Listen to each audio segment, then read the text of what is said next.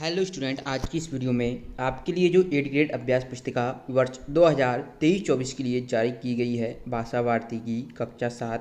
आपको अभी तक यूट्यूब पर कोई भी चैनल आपको इसका सॉल्यूशन नहीं बता रहा है हिंदी विषय का, तो हम आपको इस वीडियो में जो आपका पार्ट एक है मेरी भावना, ठीक है, इसका हम कंप्लीट सॉल्यूशन देखेंगे। अगर आप इस वीडियो को पूरा देखते हो तो यहाँ पर आपको पार्ट एक तो मिलेगा ही मिलेगा, साथ ही साथ कक्षा 7 विषय हिंदी के कंप्लीट सॉल्यूशंस इस चैनल पर आपको उपलब्ध कराए जाएंगे। तो चलिए हम आज की इस वीडियो में पार्ट एक शुरू करते हैं। यहाँ पर हम स्टार्ट करते हैं पहला पार्ट, जिसमें बहुविकल्पी प्रश्न दिए गए हैं। तो पहला प्रश्न है कि हृदय में कौन सा भाव होना चाहिए। तो हृदय में इसका आप उत्तर करेंगे हृदय में प्रेम भाव होना चाहिए। इसके बाद प्रश्न 2 देखिए, कविता में सौंदर्य उत्पन्न करते हैं। तो कविता में सौंदर्य उत्पन्न करते हैं तो ये हो जाएगा ऑप्शन सी, अलंकार करते हैं। इसके बाद हम बढ़ते हैं प्रश्न 3 की ओर। प्रश्न 3 यहाँ पर अति लघु उत्तरीय प्रश्न है, आप अपनी बुक जो आपको मिली होगी आप उसमें मिला लीजिएगा। प्रश्न 3 है, प्रश्न मेरी भावना कविता में कवि के अनुसार किसकी सेवा करनी चाहिए। तो इसका आप उत्तर लिखेंगे मेरी भावना कविता में कवि के अनुसार हमें जीवों के प्रति सरल सत्य व्यवहार सेवा करनी चाहिए। बच्चों, अगर आप इसकी PDF डाउनलोड करना चाहते हैं तो लिंक इसकी डिस्क्रिप्शन बॉक्स में मैं आपको प्रोवाइड करा दूंगा, है ना। इसके बाद देखिए, अप्रिय कटुक कठोर शब्द नहीं कोई मुख से कहा करे, उक्त पंक्ति में कौन सा अलंकार है। तो उक्त पंक्ति में कौन सा है, अनुप्रास अलंकार है। तो प्रश्न क्रमांक 4 में आप अनुप्रास अलंकार लिखेंगे। इसके बाद देखिए प्रश्न 5, मेरी भावना कविता के भावार्थ में कवि इस जीवन में कौन सा कार्य करना चाहता है। तो आप इसका उत्तर लिखेंगे मेरी भावना कविता के भावार्थ में कवि इस जीवन में अच्छे निद्राय परोपकार करना चाहता है। तो आप प्रश्न 5 का उत्तर इस तरीके से यहाँ पर लिख देंगे। प्रश्न 5 के बाद हम बढ़ते हैं प्रश्न 6 की ओर। प्रश्न 6 आपको यहाँ पर देखने को मिल रहा है, मेरी भावना कविता में कवि किससे दूर होना चाहता है। तो आप इसका उत्तर लिखेंगे मेरी भावना कविता में कवि दुष्ट व निर्दयी लोगों से दूर रहना चाहते हैं। तो इस तरीके से आप प्रश्न क्रमांक 6 का उत्तर भी यहाँ से आप कंप्लीट कर लेंगे। फिर आपके प्रश्न क्रमांक 7 से लघु उत्तरीय प्रश्न आते हैं। इसमें आपका प्रश्न क्रमांक 7 में पूछा गया है कि मेरी भावना पाठ का आपके जीवन पर क्या प्रभाव होगा, अपने शब्दों में लिखिए। तो बच्चों, आप चाहें तो इसको जो आपकी जो H708709 है, जो आपको लर्निंग आउटकम्स की बुक्स दी गई हैं, उसमें जो H708 है उसमें ये इसका उत्तर देखने को आपको मिल जाएगा। नहीं तो आप यहाँ पर मैंने शॉर्ट आंसर लिखे हैं, मैंने ज़्यादा डेप्थ वैसे आंसर नहीं लिखे हैं ताकि आपको प्रॉब्लम ना हो। मेरी भावना पाठ में हमारे जीवन पर अच्छा प्रभाव पड़ेगा। ओके, इसको आप और भी कर सकते हैं, अपने हिसाब से लिखना है, ठीक है बच्चों। इसके बाद हम प्रश्न 8 देखते हैं। प्रश्न 8 है कि मैत्री भाव जगत में मेरा सब जीवों से नित्य रहे, उक्त पंक्ति का भावार्थ अपने शब्दों में लिखिए। तो इस संसार में हमारा जीवन सभी जीवों के लिए, सभी जीवों के प्रति मित्रतापूर्वक व्यवहार रहे, यही अपने शब्दों में मैत्री भाव जगत में मेरा सब जीवों में नित्य रहे का अर्थ है। प्रश्न 9 देखिए, प्रश्न है रहे भावना ऐसी मेरी सरल सत्य व्यवहार करूं, उक्त पंक्ति का अपने शब्दों में लिखना है, ठीक है। तो रहे भावना ऐसी मेरी सरल सत्य व्यवहार करूं, बने जहां तक इस जीवन में औरों का उपकार करूं, उक्त पंक्ति को अपने शब्दों में इस तरीके से आप लिख देने, ठीक है। प्रश्न 9 के बाद प्रश्न 10 देखिए, रहे भावना ऐसी मेरी, तो आप यहाँ पर अब देखिए 10वां देखिए, मेरी भावना कविता में कवि ने किन किन पर साम्य भाव रखने की बात कही है ना। तो आप इसका उत्तर लिखेंगे मेरी भावना कविता में कवि ने, यहाँ पर बच्चों आप ने कर लेना वे की जगह, ठीक है, ने निर्दयी गलत रास्ते पर चलने वाले लोगों से साम्य भाव रखने की बात कही है। तो प्रश्न 10 का उत्तर आप ये कर लेना। इसके बाद देखिए प्रश्न 11 है कि मेरी भावना कविता का भावार्थ अपने शब्दों में लिखिए। तो आप इसका उत्तर लिखेंगे मेरी भावना कविता में कवि ईश्वर से स्वयं के लिए तथा पूरे संसार के लिए एक अच्छी भावना प्रदान करने का वरदान मांगता है। इस कविता में कवि ने प्रमुख रूप से इस संसार के परोपकार के बारे में बात कही है। तो इस तरीके से आप प्रश्न 11 का उत्तर लिखोगे। इसके बाद देखिए प्रश्न 12, बच्चों प्रश्न 12 आप स्क्रीन पर आंसर देख पा रहे हो, सत्य और परोपकारी की भावना से संबंधित कोई कहानी अपने शब्दों में लिखिए। तो आप इसका उत्तर लिखेंगे। देखिए, एक चरवाहा अपनी भेड़ बकरी के साथ समुद्र के किनारे बैठा करता था। चरवाहा बैठे आसमान में देखते हुए कुछ बोल रहा था। इस तरह हर दिन चरवाहा आसमान में देखते हुए, बच्चों ये कुछ नहीं है, ठीक है, देखते हुए बातें किया करता है। यह सब एक जलपरी देख रही होती है। जलपरी उस चरवाहे की इस कोमल भाव पे मोहित हो जाती है और जलपरी ने उस चरवाहे को अपने मन की बात करती है। जलपरी ने कहा, मैं आपके साथ शादी करना चाहती हूँ। चरवाहे ने कहा, मैं तो शादीशुदा हूँ। बच्चों, शादीशुदा कर लेना आप, खुदा की जगह शुदा, है ना, शादीशुदा हूँ। तब जलपरी ने कहा, कोई बात नहीं, लेकिन मैं तुम्हें ही दिखाई दूंगी, किसी और को नहीं दिखाई दूंगी, और तुम्हारी सभी इच्छा पूरी करूंगी, लेकिन ये बात किसी और को नहीं बता सकती तुम। चरवाहे ने तुरंत जलपरी से शादी कर ली। तो बच्चों, यहाँ पर आप देखिए, इसको काट कर यहाँ पर ये लिख देना, शादीशुदा। ठीक है, तो इस तरीके से अध्याय 1 कंप्लीट होता है। इस वीडियो में हम अध्याय 2 देखने वाले हैं। इससे पहले हमने अध्याय 1 जो मेरी भावना है वह हमने आपको कंप्लीट सॉल्यूशन बता दिया है। ठीक है, अध्याय 1 का हमने कंप्लीट सॉल्यूशन देख लिया है। अगर आपने नहीं देखा है तो आप चैनल की प्लेलिस्ट में जाकर आसानी से देख सकते हैं। तो आज की इस वीडियो में हम अध्याय 2 की बात करने वाले हैं। ये जो सत्र 2023-24 के लिए जारी किया गया है, आपकी कक्षा 8 विषय हिंदी, सॉरी 7वीं की विषय हिंदी जो भाषा भारती है, वह पार्ट 2 हम सॉल्व करेंगे, जो कि है दादी की घड़ी। तो चलिए देखते हैं इसमें से कौन कौन से प्रश्न आपसे पूछे गए हैं। और यदि आपके पास कोई भी आप सॉल्यूशन चाहते हैं किसी भी सब्जेक्ट का, तो आप मुझे उसकी बुक की जो PDF है वो भेज सकते हैं। कहाँ पर भेज सकते हैं? या तो आप मुझे इंस्टाग्राम पर मैसेज कर दीजिएगा, वहाँ से मैं आपसे कांटेक्ट कर लूँगा। लिंक आपको डिस्क्रिप्शन बॉक्स में दी होगी या फिर यहाँ पर स्लाइड हो रहा होगा। ठीक है, तो आप यहाँ से अब मुझसे कांटेक्ट कर सकते हैं। ठीक है, और यदि आप जिस भी सब्जेक्ट का चाहते हैं वो मैं आपसे ले लूँगा। ठीक है, तो चलिए स्टार्ट करते हैं। यहाँ पर सबसे पहले हमें बहुविकल्पी प्रश्न दिए गए हैं, जिसमें पहला प्रश्न है कि विवाह ने आते ही जोरदार ऐलान किया। वाक्य में रेखांकित शब्दांश है, तो ये क्या है? तो ये निपात है।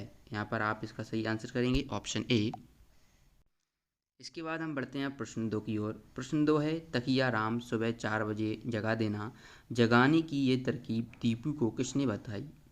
तो हम इसका उत्तर लिखेंगे दादी ने। तो प्रश्न क्रमांक 2 का उत्तर आपको कर लेना है ऑप्शन डी। अगले प्रश्न की ओर बढ़ते हैं, प्रश्न 3। प्रश्न क्रमांक 3 है कि आंगन पड़ी में खटिया पर जा बैठा चुपचाप। वाक्य को सही पदक्रम में लिखिए। तो चलिए, आंगन में पड़ी खटिया पर चुपचाप जा बैठा, तो इसका आपको सही कर लेना है प्रश्न 3। इस तरीके से आप प्रश्न क्रमांक 3 का उत्तर भी कर लेंगे। इसके बाद हम बढ़ते हैं प्रश्न क्रमांक 4 की ओर। प्रश्न क्रमांक 4 है, दीपू को किस चीज़ की बड़ी इच्छा थी? तो आप इसका उत्तर लिखेंगे, दीपू को अलार्म घड़ी की बड़ी इच्छा थी। वह सोचता कि हम भी सराहने घड़ी रखकर सोएं और उसकी सुरीली आवाज़ के साथ दिन की शुरुआत करें। तो इस तरीके से प्रश्न 4 का उत्तर आप यहाँ से देखेंगे। इसके बाद आप प्रश्न 5 देख रहे हैं। स्क्रीन पर दिया गया है कि दीपू के दोस्त उससे ईर्ष्या क्यों करते थे? तो ये प्रश्न 5 है। तो प्रश्न 5 का उत्तर लिखेंगे कि उसके दोस्त तो ईर्ष्या ही करते कि पूरे घर में वह सबका लाडला है, पर उसे इस बात की जरा भी खुशी नहीं थी। चलिए प्रश्न 6 देखते हैं। प्रश्न 6 आप यहाँ पर देख पा रहे होंगे। प्रश्न 6 है कि सभी लोग दीपू को क्यों डांट रहे थे? तो आप इस प्रश्न का उत्तर लिखेंगे, सभी लोग दीपू को इसलिए डांट रहे थे क्योंकि घड़ी टूट गई थी। तो इस तरीके से आप प्रश्न 6 का उत्तर भी कंप्लीट कर लोगे। अब हम बढ़ते हैं अगले प्रश्न की ओर, जो कि है हमारा प्रश्न 7। लघुत्तरी प्रश्न अब यहाँ से हमारे स्टार्ट हो चुके हैं। तो यहाँ पर प्रश्न 7 में हमसे पूछा गया है कि दम साधना मुहावरे का अर्थ लिखकर वाक्य में प्रयोग कीजिए। तो दम साधना, तो आप यानी कि चुप रह जाना। अब प्रयोग कैसे करेंगे? घड़ी के टूट जाने पर दीदी और भैया की डांट खाने के बाद दीपू दम साध गया। तो इस तरीके से आप प्रश्न 7 का उत्तर कंप्लीट कर लेंगे। इसके बाद हम बढ़ते हैं प्रश्न क्रमांक 8 की ओर। प्रश्न क्रमांक 8 है, घड़ी कैसे टूट गई थी? ओके, तो आप इसका उत्तर लिखेंगे, सारी रात बिस्तर पर इधर से उधर चहलकदमी करते समय दीपू ने नींद में घड़ी में जोर से किक मार दी थी। घड़ी नीचे गिर गई और टूट गई। चूँकि दीपू को रात भर नींद नहीं आई थी और जब आई तो फिर उसने, जब वो बजी तो उसने किक मार दी, तो इससे वह घड़ी नीचे गिर गई और वो टूट गई। इस तरीके से आप प्रश्न क्रमांक 8 का कंप्लीट उत्तर देख पा रहे हैं। अब चलिए हम बढ़ते हैं प्रश्न क्रमांक 9 की ओर। स्क्रीन पर आपको प्रश्न क्रमांक 9 पूछा गया है कि दीपू दीदी और भैया के कौन कौन से कार्य करता था? दीपू था वो दीदी और भैया उसके बहन और भाई के कौन कौन से कार्य करता था, कोई 2 कार्य लिखना है। तो पहला है कि दीदी की सहेलियों के पास किताबें या चिट्ठियाँ पहुँचाना, और दूसरा है भैया के दोस्तों के लिए चाय नाश्ता देना। तो इस तरीके से आप प्रश्न क्रमांक 9 का उत्तर भी कंप्लीट कर लेंगे। अब हम बढ़ते हैं अगले प्रश्न की ओर। हमारा अगला प्रश्न है प्रश्न क्रमांक 10, फिर इसके बाद दीर्घ उत्तरीय प्रश्न आपके स्टार्ट हो जाएंगे। पहले हम प्रश्न क्रमांक 10 देख लेते हैं। प्रश्न क्रमांक 10 है, लाडला होने के बावजूद दीपू खुश क्यों नहीं था। तो आप इसका उत्तर लिखेंगे, दीपू इसलिए खुश नहीं था क्योंकि दिन भर तो उसे सबकी डांट डपट ही सुननी पड़ती थी, डांट झपट ही सुननी पड़ती थी, हर तरह की बेगार होनी पड़ती थी। दीदी और भैया तो उसे बिना पैसे का नौकर समझकर दिन भर नचाते रहे थे। तो इस तरीके से आप प्रश्न 10 का उत्तर कंप्लीट करेंगे। इसके बाद हम बढ़ते हैं प्रश्न 11 की ओर।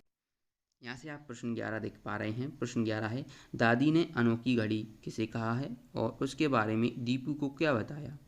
तो चलिए इसका उत्तर देखते हैं। उत्तर में लिखेंगे आप, दादी ने अनोखी घड़ी का राज बताते हुए दीपू से कहा, भला तकिया भी कहीं बोलता है, असली आराम तो हमारे दिल में होता है, जब हमें ज़रूर उठना होता है तो ये हमें जगा देता है।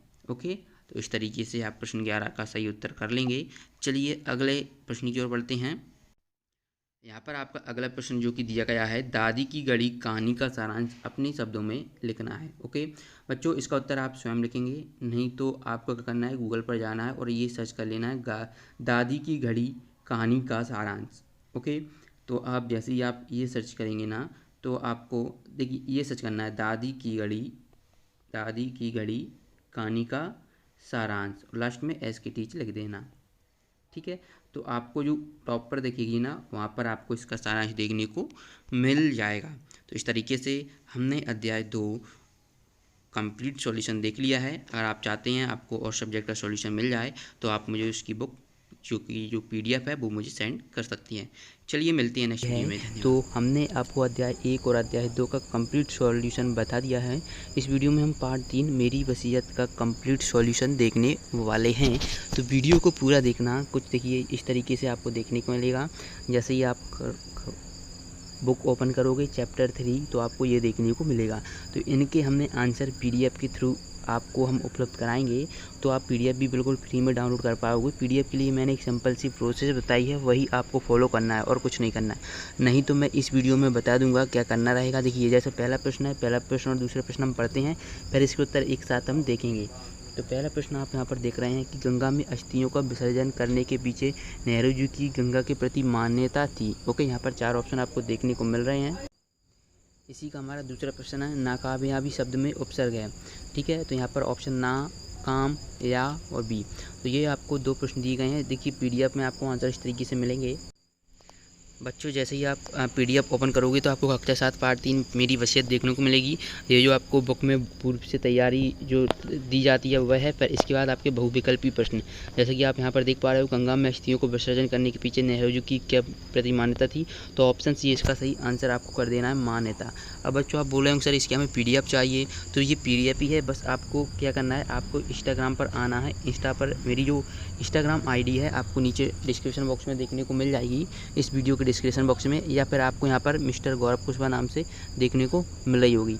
आप जैसे इंस्टाग्राम पर सर्च करोगे तो आ जाएगी। उसकी अबाउट सेक्शन में जो रहता है ना अबाउट वाला, तो वहाँ पर लिंक दी गई है इसकी 8th ग्रेड अभ्यास पुस्तिका डाउनलोड लिंक। वहाँ पर आप जैसे क्लिक करोगे ना तो आप आसानी से डाउनलोड कर पाओगे। ठीक है, चलिए दूसरा प्रश्न हम यहीं से देख लेते हैं कि नाकामयाबी शब्द में उपसर्ग है। तो नाकामयाबी शब्द में क्या उपसर्ग है, तो ये आपको हो जाएगा ना उपसर्ग है। ओके, इसके बाद देखिए अतिलघु उत्तरीय प्रश्न आते हैं, जिसमें प्रश्न 3 है, मेरी वसीयत पाठ से नेहरू जी की कौन कौन सी भावना झलकती है। ओके, तो हमें इसका उत्तर लिखना है। तो आप इसका उत्तर लिखेंगे, मेरी वसीयत पाठ से नेहरू जी की देश प्रेम और एकता की भावना झलकती है। ओके, इसके बाद प्रश्न 4 है, कामयाबी शब्द में ना उपसर्ग जोड़कर नाकामयाबी शब्द बना है। इसी तरह ना उपसर्ग जोड़कर कोई 2 शब्द बनाइए। तो पहला है ना प्लस राज नाराज हो जाएगा, और दूसरा है ना प्लस मुमकिन ना मुमकिन। इस तरीके से आप प्रश्न क्रमांक 4 को भी कंप्लीट कर लेंगे। इसके बाद बढ़ते हैं प्रश्न क्रमांक 5 की ओर। प्रश्न क्रमांक 5 हमें यहाँ पर दिया गया है, किसके बदले में कुछ भी दे पाना मुमकिन नहीं है, पाठ के आधार पर बताइए। तो आप लिखेंगे प्रेम के बदले में नहीं है। तो हम किसके बदले में कुछ भी नहीं दे पाना मुमकिन नहीं है तो प्रेम के बदले में कुछ भी दे पाना मुमकिन नहीं है। ओके, इसके बाद देखिए प्रश्न 6, बी उपसर्ग जोड़कर कोई दो शब्द बनाइए। ओके, इसका हम उत्तर देखेंगे तो उत्तर रहेगा बी प्लस राग विराग और बी प्लस साग विशाल। ओके, तो इस तरीके से आप इसे कंप्लीट कर लोगे। ओके, तो इसके बाद देखिए लघुत्तरीय प्रश्न आपको यहाँ पर दिए गए हैं। तो लघुत्तरीय प्रश्न है, नेहरू जी मरने के बाद कोई धार्मिक रस्म अदा नहीं करना चाहते थे, क्यों? इसका उत्तर आप लिखेंगे उत्तर में, क्योंकि नेहरू जी रस्म समझकर उसमें बंध जाना एक धोखा मानते थे। ओके, इस तरीके से आप इस प्रश्न का उत्तर कंप्लीट कर लेंगे। इसके बाद हम बढ़ते हैं अगले प्रश्न की ओर। प्रश्न क्रमांक 8। प्रश्न क्रमांक आपके देखिए दिया गया है कि नेहरू जी ने अपनी वसीयत में मरने के बाद भस्म को कहाँ डाला, यानी कि जो राख थी उसको कहाँ डालने की इच्छा की व्यक्त की।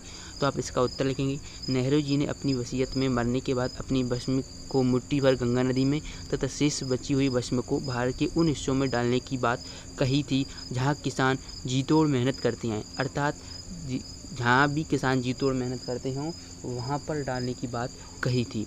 इसके बाद हम बढ़ते हैं प्रश्न क्रमांक 9 की ओर। प्रश्न क्रमांक 9 है, अपने ज़िले की किसी भी नदी की विशेषताओं पर 3 वाक्य लिखिए। तो स्टूडेंट्स ये आप अपने हिसाब से लिख सकते हैं। हमने एज ए एग्जाम्पल एक नदी ली है जो कि हमारे ज़िले की है, बैनगंगा नदी। अगर आपके ज़िले में कोई बेतवा नदी हो तो आप यहाँ पर बेतवा नदी लिख सकते हैं, या जो भी नदी हो, नर्मदा हो, तावी हो, ताप्ती हो, है ना, तो जो भी हो अब वह आप नदी यहाँ पर लिखेंगे अपने ज़िले की, है ना। फिर इसके बाद क्या करना है, उस नदी का नाम लिखेंगे, पूर्व से पश्चिम बहती है, आपको बताना है कि पूर्व से पश्चिम बहती है या फिर उत्तर से दक्षिण या फिर दक्षिण से उत्तर। ओके, वह आपको यहाँ पर लिख देना है, अगर आप अपने हिसाब से लिखते हैं, नहीं तो आप ये लिख दीजिएगा। वैसे तो मुझे आशा है कि आप अपने ज़िले की लिखेंगे और इस नदी में बड़े बड़े पत्थर मौजूद हैं, ये तो कॉमन है। तीसरा तो आप सभी अपने हिसाब से लिख ही दोगे। तो इस तरीके से आप प्रश्न क्रमांक 9 का उत्तर कंप्लीट कर लोगे। इसके बाद हम बढ़ते हैं प्रश्न क्रमांक 10 की ओर। प्रश्न क्रमांक 10 में आप देखेंगे कि नेहरू जी को गंगा नदी से लगाव था। पाठ की किन पंक्तियों से पता चलता है कि 3 पंक्तियां लिखिए। तो इसका उत्तर देखने को मिलेगा हमें, मैंने सुबह की रोशनी में गंगा को मुस्कुराते देखा। दूसरा, गंगा तो विशेषकर भारत की नदी है। ओके, तीसरा में हमें गंगा का जो वर्णन मिलता है वह मिलता है, गंगा तो भारत की प्राचीन सभ्यता का प्रतीक रही है। इस तरीके से आप प्रश्न क्रमांक 10 का उत्तर यहाँ से कंप्लीट कर लेंगे। इसके बाद हम बढ़ते हैं प्रश्न 11 की ओर। प्रश्न 11 है, नेहरू जी ने पुरानी रीति रस्मों का विरोध क्यों किया। तो आप इसका उत्तर लिखेंगे, नेहरू जी ने पुरानी रीति रस्मों का विरोध इसलिए किया क्योंकि वह चाहते हैं कि भारत के लोग इन रीति रस्मों के जंजीरों को तोड़कर बाहर निकल जाएं, क्योंकि ये रस्में हमारे देश भारत की ओर आगे बढ़ने से रोकती हैं। इस तरीके से बच्चों आप इस प्रश्न का उत्तर करेंगे, प्रश्न क्रमांक 11। अब हम बढ़ते हैं प्रश्न क्रमांक 12 की ओर, ठीक है, और यही हमारा इस अध्याय 3 का लास्ट चैप्टर है। आपने अभी तक इस चैनल को सब्सक्राइब नहीं किया है तो चैनल को सब्सक्राइब जरूर कर लेना, क्योंकि ऐसे ही अच्छी वीडियो आपको इस चैनल पर मिलती रहती हैं। और बता दें, चैनल को सब्सक्राइब करना बिल्कुल ही फ्री होता है। ओके, ये आपके लिए बहुत ही बेनिफिशियल चैनल होने वाला है, क्योंकि यहाँ पर आपको क्वेश्चन पेपर जो आपके त्रैमासिक पेपर होंगे, हाफ ईयरली होंगे, वार्षिक पेपर होंगे, वो भी आपको प्रोवाइड कराए जाते हैं। इसके लिए आप कोई भी क्वेश्चन हो इसके रिगार्डिंग तो मुझे इंस्टाग्राम पर मैसेज कर सकते हैं, लिंक आपको डिस्क्रिप्शन बॉक्स में दी गई है। प्रश्न 12 देखिए, किन्हीं 2 महापुरुषों के चित्र चस्पा कर उनके बारे में 5-5 वाक्य लिखिए। तो चित्र हमें क्या चिपका कर उनके बारे में 5-5 वाक्य लिखना है। तो मैंने as a example Mahatma Gandhi को लिया है, आप हो सकते हैं सरदार वल्लभ भाई पटेल को ले लें, नेहरू जी को ले लें, या और कोई को भी ले लें, ठीक है। महापुरुषों 2 महापुरुष के बारे में, ठीक है। तो पहले हम लिखेंगे, गांधी जी का वास्तविक नाम करमचंद गांधी है। 2 अक्टूबर 1869 को गांधी जी का जन्म गुजरात के पोरबंदर जिले में हुआ था। तीसरा पॉइंट लिखेंगे, इस दिन को विश्व अहिंसा दिवस एवं गांधी जयंती के नाम से जानते हैं। और चौथा है, इनके पिताजी एवं गांधी करमचंद गांधी एक दीवान थे। और इसके बाद है, इनकी माता जी पुतलीबाई का धर्म के प्रति काफ़ी लगाव था। ये तो मैंने गांधी जी के बारे में बता दिया है। आपको 2 पुरुषों के चित्र भी चिपकाना है। तो जैसे यहाँ पर आप इतनी जगह रह रही है तो आप यहाँ पर गांधी जी का चित्र भी चिपकाएंगे। ओके, अब क्या करना है, आपको एक और महापुरुष सरदार वल्लभ भाई पटेल पर आपको लिखना होगा। तो इसके लिए आप या तो ये कर सकते हैं, गूगल ओपन कर लीजिए, गूगल पर सर्च कर लीजिए 5 वाक्य और सरदार पटेल पर, ठीक है, तो आपको वहाँ पर मिल जाएगा। आपका पार्ट 4 जो कि है 2 कविताएं, हम इस पार्ट का हल इस वीडियो में देखने वाले हैं। तो चलिए देखते हैं। ये जो आप देख रहे हैं ये पार्ट 4 है। इससे पहले हमने पार्ट 1 से 3 तक की वीडियो बना दी है। अगर आपने नहीं देखी है तो कोई बात नहीं, प्लेलिस्ट बना दिया गया है। प्लेलिस्ट आपको उस चैनल की वीडियो की लिंक में देखने को मिल जाएगा। प्लेलिस्ट में आपको सभी वीडियो धीरे धीरे देखने को मिल जाएंगी, तो आप वहाँ से जाकर देख सकते हैं। और PDF देखिए, हम PDF के थ्रू ही आपको आंसर बताती है। जैसे प्रश्न आप एक देखेंगे यहाँ पर, धिन दिन धा धमक धमक पंक्ति में अलंकार है, ओके, तो यहाँ पर उत्तर तो आपको पता होगा, अनुप्रास अलंकार है। तो ये देखिए पीडीएफ में किस तरीके से लिखा हुआ है, तो आप यहाँ पर देख सकते हैं बहुविकल्पी प्रश्न में। यहाँ पर देखेंगे तो दिन दिन धा धमक धमक पंक्ति में अलंकार है, तो ये ऑप्शन भी आपका अनुप्रास अलंकार हो जाएगा। तो अब मैं यहीं से उत्तर बताता चलता हूँ। आप अपनी बुक जो 8 ग्रेड अभ्यास पुस्तिका आपको जारी कर दी गई है, उसमें आप नोट डाउन करते चलिएगा। ओके, फिर आपसे दूसरा प्रश्न पूछा गया, फूले कदम्ब कविता में कवि का मन किसे छूना चाहता है।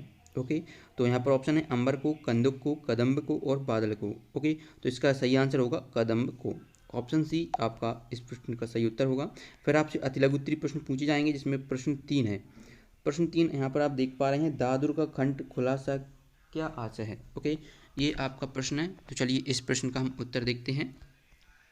तो आप इसका उत्तर लिखेंगे, दादुर का कंठ खुला का आशय मेढक से है। बादलों के यूं गिरने और वर्षा के आगमन की प्रतीक्षा में तालाबों में मेढक टर टर करने लगे हैं।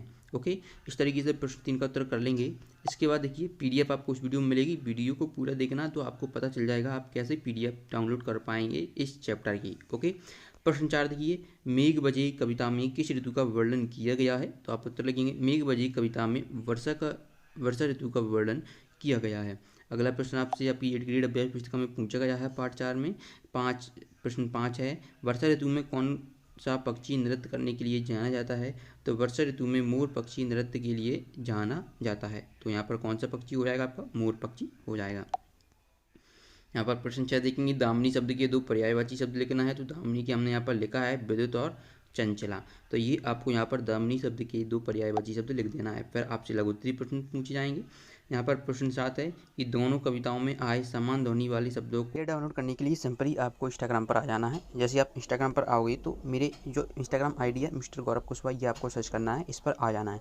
इस यहाँ पर आओगे तो यहाँ पर आपको देखने को मिलेगा YouTube channel and other one link. तो आपको यहाँ पर मोर पर क्लिक करते हुए अदर वाली जो लिंक है ना, इस पर क्लिक करना है। जैसे आप इस पर क्लिक करोगे ना, तो आप सीधे जो 8 ग्रेड अभ्यास पुस्तिका की जो पीडीएफ है वहाँ पर सीधे आप डायरेक्ट पहुँच जाओगे। ओके, तो ऐसी वीडियो पाने की आपको यहाँ पर पीडीएफ भी मिलती है।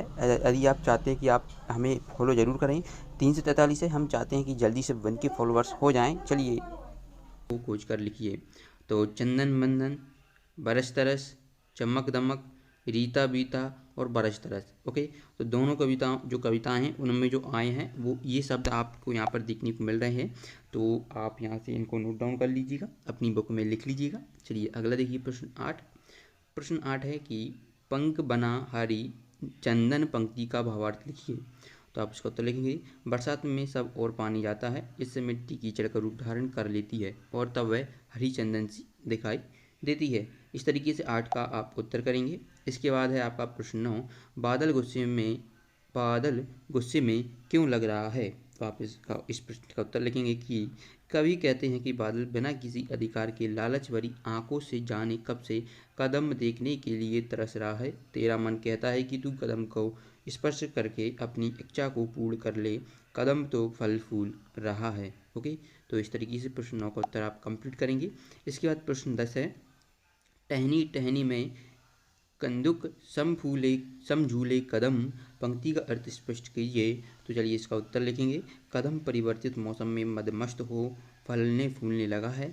वृक्ष की असंख्य शाखाओं के हिलने से ऐसा प्रतीत होता है मानो कदम का पेड़ एक गेंद के समान झूल रहा है। ओके, अगला अब आपसे द्वितीय उत्तरीय प्रश्न पूछे जाएंगे। तो प्रश्न 11 है द्वितीय उत्तरीय प्रश्न में कि मेघ बजी कविता का सार अपने शब्दों में लिखिए। तो चलिए इस प्रश्न का आपको उत्तर किस तरीके से देना है। तो यहाँ से लिखेंगे, बादलों की गड़गड़ाहट से पृथ्वी का प्रत्येक जीव जंतु व वनस्पति रोमांचित है। बादलों के झरोखे में रह रहकर बिजली की चमक दिख रही है। बादलों सी स्टूडेंट यहाँ पर बादलों कर लेना, बादलों के यूं घिरने और वर्षा के आगमन की प्रतिधा में तालाबों में मेढक टर टर करने लगे हैं। बरसात के होने से गर्मी से व्याकुल और गंदगी हुई धरा भी संतुष्ट और साफ हो गई है। तो मेघबजी कविता का सार हमने यहाँ पर लिख दिया है अपने शब्दों में। अगला देखिए अब आपका वर्षा प्रश्न 12 है, वर्षा ऋतु पर हमें 10 वाक्य लिखना है। तो यहाँ पर हमने लिखी हुई है, पहला वाक्य लिखना है कि वर्षा ऋतु बहुत सुहावनी ऋतु है। ओके, दूसरा लिखेंगे, इसे बारिश का मौसम भी कहा जाता है। तीसरा, यह ऋतु जुलाई से लेकर सितंबर तक रहती है। चौथा लिखेंगे, वर्षा ऋतु में पेड़ पौधे हरे भरे हो जाते हैं। इसके बाद 5वां लिखेंगे कि इस ऋतु में नदी नाले तालाब कुएं आदि पानी में भर जाते हैं। इसके बाद अगला, वर्षा ऋतु में दिखाई देने वाला इंद्रधनुष हमारे मन को मोहित करता है। इसके बाद देखिए, इस ऋतु में किसान खेती के काम में जुड़ जाता है। और अगला देखिए, वर्षा ऋतु में चारों तरफ हरियाली छा जाती है। और इसके बाद अगला देखेंगे, सभी इस ऋतु का बेसब्री से इंतजार करते हैं। और 10वां है, वर्षा ऋतु हमारे लिए बहुत उपयोगी है। ओके, इस तरीके से आप इस प्रश्न का उत्तर कंप्लीट करेंगे। और अध्याय 4 2 कविताएं कक्षा 7 का हमने कंप्लीट कर लिया है। ऐसे वीडियो पाने के लिए आप हमारे चैनल को सब्सक्राइब कर सकते हैं। साथ ही साथ इस वीडियो को अपने दोस्तों के साथ वीडियो में हम पार्ट जो 5 है वो हल करेंगे। मध्य प्रदेश का वैभव ये चैप्टर है, इसके हम प्रश्नोत्तरों को हल करने वाले हैं आज की इस वीडियो में। तो चलिए वीडियो को स्टार्ट करते हैं। वीडियो को स्टार्ट करने से पहले हम आपको बता दें कि आपको कुछ नहीं करना। 1 से 4 चैप्टर्स की अगर आपको वीडियो देखना चाहते हैं तो सिंपली आपको प्लेलिस्ट हमने बना दिया है। चैनल पर जाएंगे तो प्लेलिस्ट का ऑप्शन आता है, वहाँ पर आप कक्षा 7 हिंदी वाले उस पर क्लिक करेंगे तो आपको पार्ट 1 से 4 तक की वीडियो दिख जाएंगी। आज की इस वीडियो में पार्ट 5 देखेंगे। और अगर अभी तक आपने इस चैनल को सब्सक्राइब नहीं किया तो कर लें, क्योंकि बहुत सारे बच्चे चैनल को सब्सक्राइब नहीं करते हैं। बता दें, चैनल को सब्सक्राइब करना बिल्कुल फ्री होता है। और अगर आप चैनल को सब्सक्राइब कर लेते हो तो वीडियो आपको जल्दी जल्दी हमारी मिल जाएंगी। ओके, चलिए प्रश्न 1 देखिए, जीवाश्म राष्ट्रीय उद्यान कहाँ है? तो ये मंडला जिले में है। तो आप यहाँ पर ऑप्शन डी लिखेंगे, मंडला। ओके, और आपको एक और अच्छी बात बता दें कि हमारे चैनल द्वारा पीडीएफ भी उपलब्ध कराई जाती है। पीडीएफ कहाँ पर उपलब्ध कराई जाएगी ये आपको इस वीडियो में बताया जाएगा। ओके, अभी क्या है, अभी थोड़ा काम चल रहा है, वर्क चल रहा है, तो पीडीएफ थोड़ी देर से उपलब्ध होती है। जैसे वीडियो अपलोड हो जाएगी, वीडियो अपलोड होने के कुछ समय बाद आपको वहाँ पर पीडीएफ अपडेट हो जाती है। ओके, क्योंकि हम भी, आप सभी लोग जानते हैं कि उत्तर हम पीडीएफ से ही बताते हैं। चलिए दूसरा देखिए, अंक शब्द का एक अर्थ है संख्या, दूसरा अर्थ है। तो अंक शब्द का एक अर्थ तो होता है संख्या, और दूसरा अर्थ क्या होता है, क्या से पूछा गया है। तो दूसरा अर्थ होता है ऑप्शन सी, गोद। ओके, यहाँ पर आपको ऑप्शन सी लिखना है और क्या लिखेंगे आप, गोद लिखेंगे। चलिए इसके बाद हम अगले प्रश्न की ओर बढ़ते हैं। अगले प्रश्न है हमारा अतिलघुत्तरी प्रश्न। अतिलघुत्तरी प्रश्न में आप पार्ट 3 देखेंगे। पार्ट 3 है, पार्ट के अनुसार मोक्षदायिनी नदी किसे कहा गया है। ओके, तो प्रश्न 3 और 4 आप पढ़ लेते हैं, पर इनके हम एक साथ उत्तर देखेंगे। पार्ट 3 पढ़ लिया, अब प्रश्न 4 पढ़ते हैं। पार्ट में झीलों की नगरी कौन सा शहर है। ओके, तो चलिए इन 3 और 4 का उत्तर देखते हैं। तो देखिए जो पीडीएफ में आपको आंसर्स यहाँ पर देखने को मिल रहे हैं। अतिलघुत्तरी प्रश्न में हम देखेंगे प्रश्न 3 का उत्तर देखिए, पाठ के अनुसार मुक्तदायिनी नदी किसे कहा गया है। तो उत्तर लिखेंगे, मुक्तदायिनी नदी नर्मदा नदी को कहा गया है, नर्मदा को कहा गया है। बच्चों मुक्तदायिनी आप यहाँ से लिख देंगे, ठीक है, ये आपकी मुक्तदायिनी, और मैं ये से सही करवा दूंगा, ठीक है। ये इसमें कुछ त्रुटियां हैं, तो त्रुटियां जैसे इसीलिए मैं पीडीएफ से बताता हूँ कि पीडीएफ में अगर कुछ त्रुटियां होती हैं ना, तो वो मैं दोबारा जैसे अपडेट होंगी वहाँ पर तो मैं अपडेट करवा दूंगा। ओके, प्रश्न 4 का उत्तर करेंगे, पाठ में झीलों की नगरी भोपाल शहर को कहा गया है। ओके, पर प्रश्न 5 आपकी 8 ग्रेड अभ्यास पुस्तिका में पूछा गया है, आप देखेंगे। प्रश्न 5 है कि सोहन खेलता है और मुनिया पढ़ती है, वाक्य में से क्रिया शब्दों को छांटकर लिखिए। यानी कि हमें वर्ब छांटना है। तो सोहन क्या खेलता है, तो खेलता क्या है आपकी एक क्रिया है, और मुनिया क्या पढ़ती है, तो पढ़ती क्रिया है। तो खेलता और पढ़ती आपको यहाँ पर लिख देना है। मैं अभी उत्तर बताऊंगा कैसे आपको लिखना है। प्रश्न 5 और प्रश्न 6 के उत्तर आप यहाँ से नोट डाउन करेंगे। खेलना और पढ़ना, ये आपका प्रश्न 5 का उत्तर होगा। प्रश्न 6 है कि अवंतिका नगर की वर्तमान में किस नगर से जाना जाता है। तो ये उज्जैन के नाम से जाना जाता है, अवंतिका नगर को। स्टूडेंट्स क्या, उज्जैन, ठीक है। अतिलघुत्तरी प्रश्न अब आपके स्टार्ट होंगे, तो ये आपका उज्जैन अकेला करना आपको, ठीक है। अवंतिका नगर को वर्तमान में उज्जैन नगर के नाम से जाना जाता है। ओके, चलिए ये मैं अपडेट करवा दूंगा। यहाँ पर लघुत्तरी प्रश्न यहाँ आना था, ठीक है, वो गलती से वहाँ पहुँच गया है। चलिए अगला देखते हैं। तो देखिए मैं इसको यहीं पर सुधार देता हूँ ताकि आपको दिक्कत ना हो पीडीएफ में। ओके, देखिए किस तरीके से सुधारते हैं। इस पर क्लिक किया हमने, फिर बैक करते हैं। आपको पीडीएफ में कुछ गलती नहीं मिलेंगी, आपको टेंशन नहीं लेना है, ठीक है। तो देखिए यहाँ पर हमने इस पर क्लिक किया, ये आपका केवल बचा उज्जैन। ओके स्टूडेंट,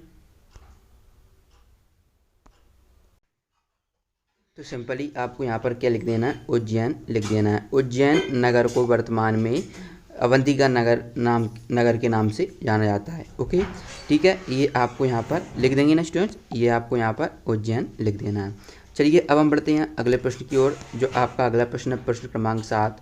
प्रश्न क्रमांक 7 है बुंदेली की प्रसिद्ध लोक नृत्य कौन कौन से हैं।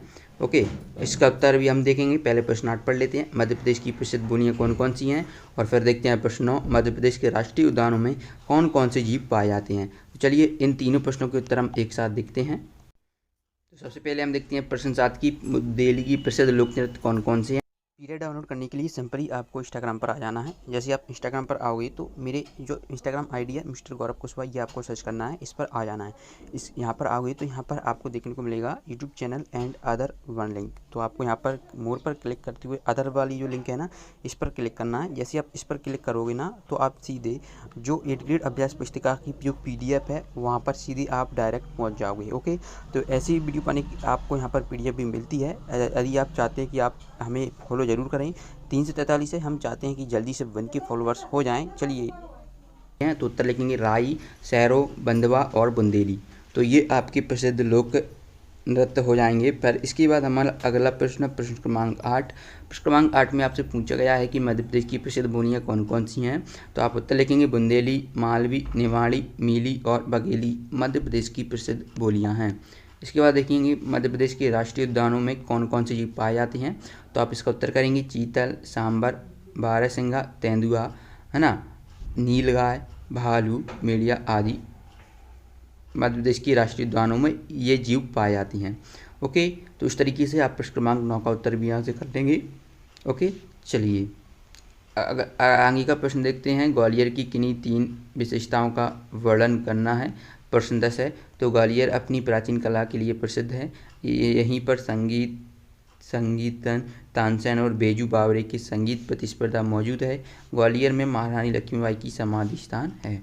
अब आपसे दीर्घ उत्तरीय प्रश्न आपके स्टार्ट होते हैं, जिसमें प्रश्न 11 में आपसे पूछा गया है कि मध्य प्रदेश की राष्ट्रीय उद्यानों एवं उनके जिलों के नाम लिखिए। तो आप इसका उत्तर करेंगे पहले प्रश्न का बांधवगढ़ राष्ट्रीय उद्यान, तो ये उमरिया में है। ठीक है। दूसरा माधव राष्ट्रीय उद्यान, तो ये शिवपुरी में है। तीसरा सतपुड़ा राष्ट्रीय उद्यान, ये आपका होशंगाबाद में है। और चौथा पन्ना राष्ट्रीय उद्यान, ये पन्ना में है। जीवाश्म राष्ट्रीय उद्यान मंडला जिले में है। और वन विहार आपका भोपाल में है। तो इस तरीके से आप इस प्रश्न का उत्तर यहाँ से कंप्लीट कर लोगे। चलिए अब हम बढ़ते हैं अगले प्रश्न की ओर, जो कि आपका अध्याय 5 का लास्ट प्रश्न है। प्रश्न 12, मध्य प्रदेश को लघु भारत क्यों कहते हैं। तो उत्तर लिखेंगे अन्य प्रदेश में विभिन्न धर्मों, रीति रिवाजों व मान्यताओं के लोग परस्पर भाईचारे और सद्भाव से निवास करते हैं। यहाँ भारत के अन्य सभी प्रदेशों में मनाए जाने वाले सभी तीज त्यौहार मनाए जाते हैं, अतः मध्य प्रदेश को लघु भारत कहना ठीक है। इस तरीके से स्टूडेंट्स आज वीडियो हमने पार्ट 5 कंप्लीट कर लिया है। ऐसी वीडियो पाने के लिए जल्दी से चैनल को सब्सक्राइब कर लें। नेक्स्ट वीडियो आपको बहुत जल्द मिलने वाली है। चलिए मिलते हैं नेक्स्ट वीडियो में, धन्यवाद। हेलो डियर स्टूडेंट्स, आज की इस वीडियो में हम लेकर आ चुके हैं कक्षा 7 8th ग्रेड अभ्यास पुस्तिका भाषा भारती पार्ट 6 राखी का मूल का कंप्लीट सॉल्यूशन। तो आज की इस वीडियो में हम पार्ट 6 देखने वाले हैं। इससे पहले की वीडियो हमने 1 से 5 अध्याय तक कंप्लीट कर लिया है। अगर आपने नहीं देखा है तो प्लेलिस्ट हमने बना दी है। प्लेलिस्ट में जाकर आप चैनल पर आओगे ना तो प्लेलिस्ट का ऑप्शन मिलता है। वहाँ पर जैसे ही आप आओगे तो आपको ऑप्शन मिल जाएगा क्लास 7th हिंदी भाषा भारती 2023-24। तो वैसे उस पर क्लिक करोगे तो आप और सब्जेक्ट और पार्ट के सॉल्यूशन देख पाओगे। तो चलिए देखते हैं राखी का मूल पार्ट के हम उत्तर। तो जैसे ही आप स्टार्ट करोगे तो आपको ये बहुविकल्पी प्रश्न देखने को मिलेंगे, जिसमें आपका पहला प्रश्न मिलने वाला है आपको कि रानी कर्मावती का हुमायूं को राखी भेजने के पीछे मुख्य उद्देश्य क्या था। तो ऑप्शन सी है सहायता मांगना था। इसके बाद दूसरा है तत्पुरुष समास में प्रधान पद होता है। तो इसका आप सही उत्तर करेंगे तत्पुरुष समास में प्रधान पद होता है। तो वो प्रधान पद क्या होता है, अंतिम होता है। ओके, चलिए अब हम बढ़ते हैं अति लघु उत्तरीय प्रश्न की ओर। यहाँ पर आप देख पा रहे हो अति लघु उत्तरीय प्रश्न आपकी स्क्रीन पर कि हिंदू बेग कौन थे। ओके, तो आपको पीडीएफ के लिए कुछ नहीं करना है, आपको गूगल पर जाना है, SKT सर्च करना है। ओके, तो मैं बता दूंगा कैसे आपको डाउनलोड करना है, कुछ दिक्कत वाली बात नहीं है। वीडियो को पूरा देखना, वॉच करना, आपको समझ में आ जाएगा।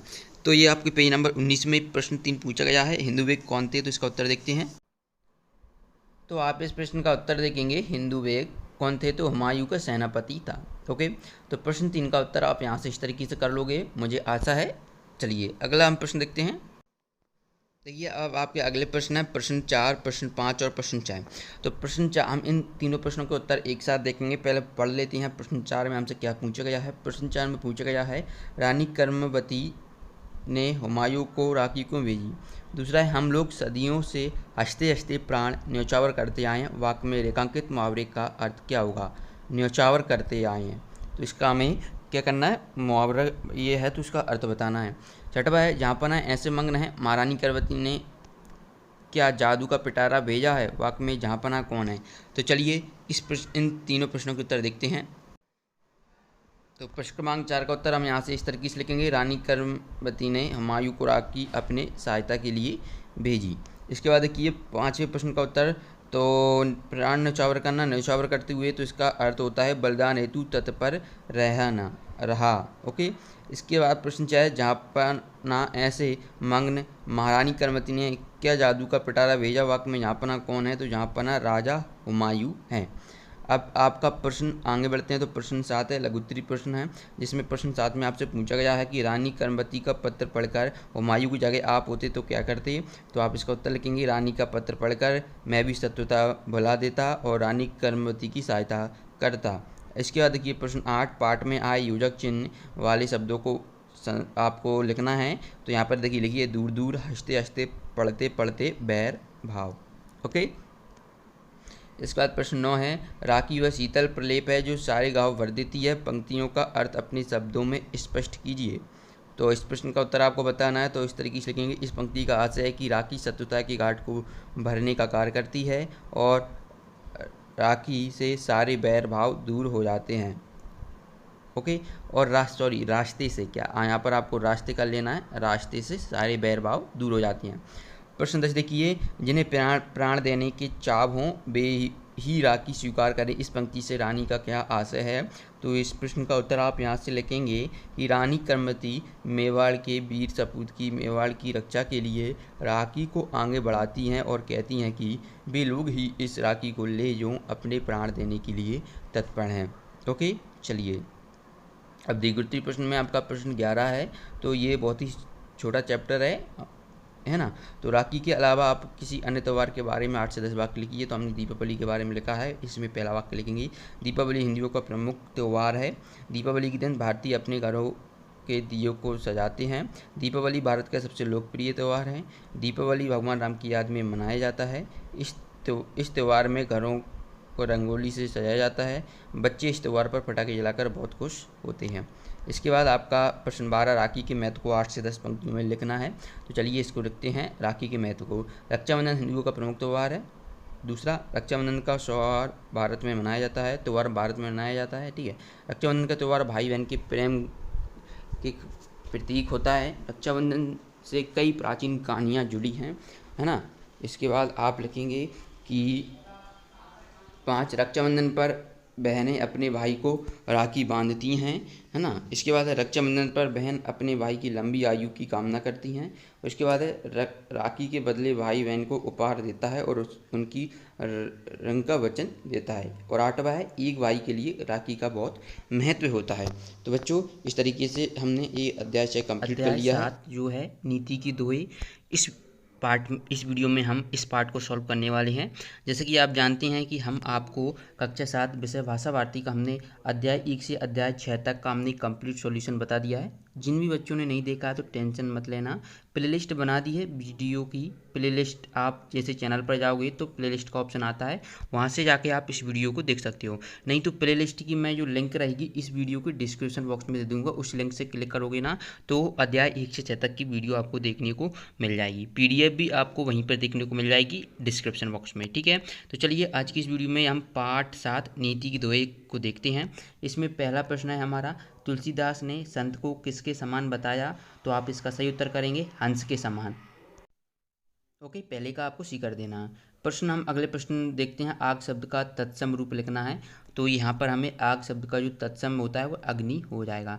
देखिए, हम आपको पीडीएफ के थ्रू आंसर बताएंगे, पीडीएफ भी आपको मिल जाएगी, आपको टेंशन नहीं लेना है। पर पहले हम प्रश्न 3 देख पढ़ते हैं। प्रश्न 3 और प्रश्न 4 के उत्तर हम एक साथ देखेंगे। प्रश्न 3 क्या है? प्रश्न 3 पढ़िए आप सभी लोग, और प्रश्न 4 पढ़िए। तो प्रश्न 3 पढ़ते हैं। हीरा कभी यह नहीं कहता कि मेरा मूल लाख रुपये है। पंक्ति के लिए दो में से उचित पंक्ति चाट कर लिखिए।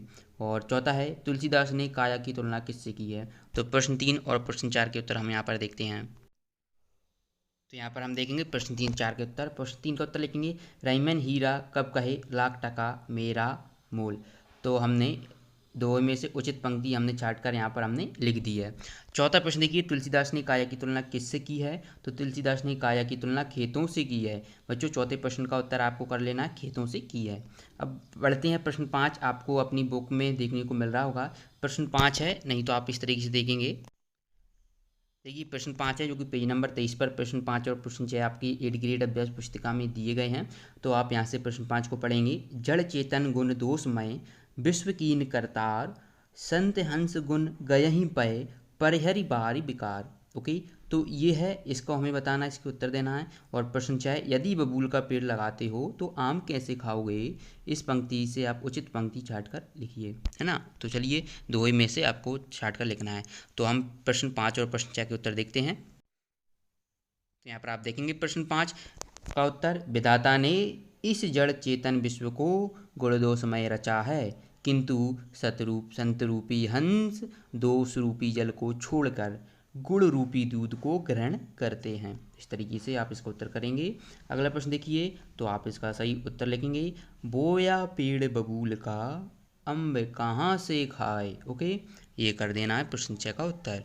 अब लघुत्तरीय प्रश्न की ओर बढ़ते हैं। प्रश्न क्रमांक 7, कबीरदास ने बुराई करने वालों के लिए क्या कहा है? तो आप इसका उत्तर लिखेंगे, कबीरदास जी ने बुराई करने वालों को अपन पास रखने को कहा है। अपने पास रखने को यहाँ पर अपनी कर लेना है। इसके बाद हम देखते हैं प्रश्न 8। प्रश्न है, करत करत अभ्यास के जड़मती होत सुजान, रसरी आवत जात ते सिल पर परत निशान। पंक्तियों का भाव स्पष्ट कीजिए। तो चलिए स्पष्ट कर लेते हैं उत्तर में। तो निरंतर अभ्यास करने से मूर्ख व्यक्ति भी बुद्धिमान बन सकता है। जिस प्रकार कुएं की मुंडेर पर बार बार रस्सी के घिसने पर उस पर निशान पड़ जाते हैं। अगला देखिए प्रश्न 9, रहीम ने जड़ को सींचने पर बल क्यों दिया है? तो आप इसका उत्तर लिखेंगे, यदि हम पेड़ के सभी भागों को छोड़कर केवल जड़ को सींचते हैं तो अवश्य रूप से पौधे के संपूर्ण भाग को पानी मिलेगा। इस तरीके से प्रश्नों का उत्तर कंप्लीट करना है। इसके बाद देखिए प्रश्न 10, घाघ और भंडारी के अनुसार कब भरपूर वर्षा होती है? तो आप इस प्रश्न का उत्तर लिखेंगे, जब कलसे का पानी गर्म हो, चिड़िया धूप में नहाए और चींटी अंडा लेकर चले, तब भरपूर वर्षा होती है। अब हमारे द्विगुत्रीय प्रश्न आते हैं। द्विगुत्रीय प्रश्नों को भी हम देख लेते हैं। इसमें पहला प्रश्न 11 है, नीति के दोहों में कौन कौन सी नीतिगत बातें कही गई हैं, खोज कर लिखिए। तो इसका उत्तर लिखेंगे, इन दोहों में कबीरदास जी कहते हैं कि जब तक मन में अहंकार था तब तक ईश्वर से मिलन नहीं हुआ, लेकिन जब घमंड खत्म हुआ तभी प्रभु मिले, अर्थात जब ईश्वर का साक्षात्कार हुआ तब अहम खुद ब खुद समाप्त हो गया। अहम यानी कि आप यहाँ पर समझ गए होंगे, अहंकार के बारे में बोला गया है। इसके बाद आपका पार्ट प्रश्न 12 है ना। तो हम आपको इस चैनल के माध्यम से संपूर्ण सॉल्यूशन बता रहे हैं। यदि आपको कोई भी चैप्टर देखने में दिक्कत आ रही हो तो आप प्लेलिस्ट पर जाकर चेक कर सकते हो। ओके, प्लेलिस्ट बना दिया गया है। इसके बाद देखिए पार्ट 12 प्रश्न 12, पाठ के अलावा किसी अन्य नीति के दोहों से एक दोहा भावार्थ एवं कवि का नाम लिखिए। तो यहाँ पर हमने लिखा है, दोष पराये दे की करी, चला हंसत हंसता, अपने या ना आवई, जिनका आदि ना अंत। तो ये अर्थ क्या लिखेंगे, कबीरदास जी कहते हैं। तो यहाँ पर हमने कवि का नाम लिख दिया है, किसने? कबीरदास जी ने लिखा है। कबीरदास जी कहते हैं कि ये मनुष्य का स्वभाव है कि जब वह दूसरों के दोष देख कर हंसता है तब उसे अपने दोष याद नहीं आते, जिनका ना आदि है और ना अंत। तो इस तरीके से आज की इस वीडियो में अध्याय 7 हमने कंप्लीट किया, कक्षा 7वीं का। ऐसी वीडियो देखने के लिए आप इस चैनल को सब्सक्राइब कर लें, क्योंकि इस चैनल पर आपको इस तरीके की वीडियो उपलब्ध कराई जाती हैं। ओके, चलिए मिलते हैं नेक्स्ट वीडियो में।